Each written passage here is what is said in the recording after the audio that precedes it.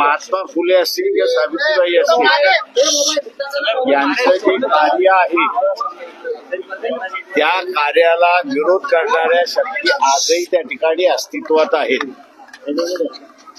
त्यांचं कार्य 150 वर्षापेक्षा अधिक झालेलं असतानाही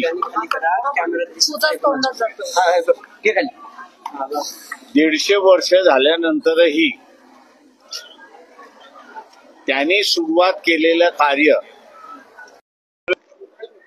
की त्यांना महात्मा ज्योतिबा फुले, सावित्रीबाई फुले यांनी सुरुवात केलेली क्रांती ही अजूनही त्यांच्या मध्ये जळजळतय, विरोध चाललेला आहे.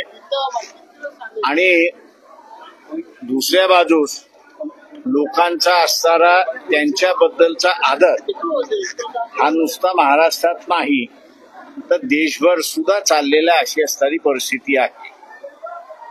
त्यांची क्रांती ही महत्वपूर्ण आहे असं मी या ठिकाणी मानतो.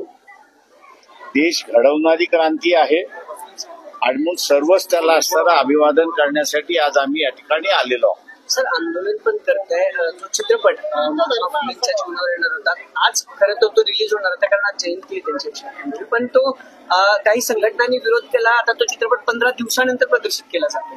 ते त्याच्यामध्ये सेन्सर बोर्डाने काही वाक्य, काही शब्द आणि काही सीन यांना असणारा विरोध दर्शविलेला आहे.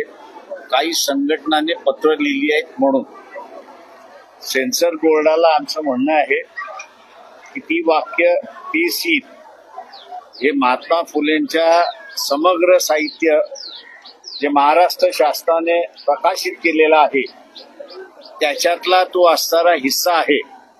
त्याच्यामुळे एकदा महाराष्ट्र शासनाने ते प्रकाशित केलेलं आहे, केंद्र शासनाने त्याला असणारा मान्यता दिलेली आहे, तेव्हा सेन्सर बोर्डाला विरोध करण्याचा अधिकार नाही. आणि सेन्सर बोर्ड हे जर विरोध आपला तसाच ठेवणार असेल तर सेन्सर बोर्डाचे जे मेंबर आहेत त्या मेंबरच्या घरासमोर असताना आम्ही निदर्शनं केल्याशिवाय राहणार नाही. याचं कारण की त्यांची विचारसरणी चालणार नाही, तर शासनाने मान्यता केलेली विचारसरणी आहे तीच या देशामध्ये राबवल्या जाईल. तर ते दृश्य कट केलेले ते अजून कट केलेले नाहीत, अजून त्याच्यावरती वाद चाललेला. स्मारकाच्या विषयी छगन भुजबळ यांनी स्वतः नाराजी व्यक्त केली. इतर मंडळांची आमदार आहे, जर वेळ पडली तर मलाच स्वतःला उपोषणाला बसायला लागेल. त्यांचं असंही म्हणणं की मुख्यमंत्री आणि 2 उपमुख्यमंत्री निधीच देतात मात्र अधिकारी कुठेतरी कामाला दिलं नाही करतात. माझं म्हणणं असं आहे की त्यांनी शासनामध्ये आहेत, शासनामध्ये असल्यानंतर उपोषणापेक्षा त्यांनी निधी वापरल्या कसा जाईल, त्याचं नियोजन कसं केलं जाईल आणि त्याच्याच बरोबर त्याचा आराखडा हा जो तयार केलेला आहे त्या अंमलबजावणीचा टाइम बाउंड प्रोग्राम हा जर त्यांनी करून घेतला शासनाकडून, तर शासन त्यांचंच आहे. अजित पवारच एकंदरीत सरकार चालवतात आहेत असं एकंदरीत त्या ठिकाणी दिसतंय. त्याच्यामुळे अजित पवारांबरोबर बसून त्यांनी असं जर टाइम टेबल ठरवला तर मला वाटतं हे स्मारक लवकरात लवकर होऊ शकतं अशी परिस्थिती आहे. गेल्या काही दिवसांपासून आपण जर बघितलं तर महापुरुषांबद्दल वक्तव्य करणाऱ्यांची संख्या वाढल्यानंतर कोरटकर त्याचे जिवंत पण याच संदर्भात काही नवीन कायदा करण्याची चर्चा असते की महापुरुषांबद्दल आक्षेपार्ह विधान त्याबद्दल कठोर शासन एक शासनाने कायदा करावा त्याचं सगळेजण स्वागत करतात.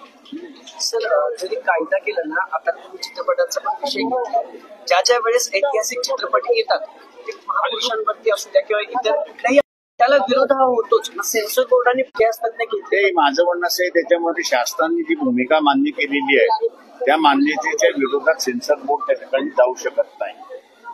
आणि सेन्सर बोर्ड हे काय स्वतंत्र बोर्ड असलं तरी त्यांना असणारा गव्हर्नमेंट गाईडलाईन प्रमाणेच त्या ठिकाणी कामकाज करावं लागतं.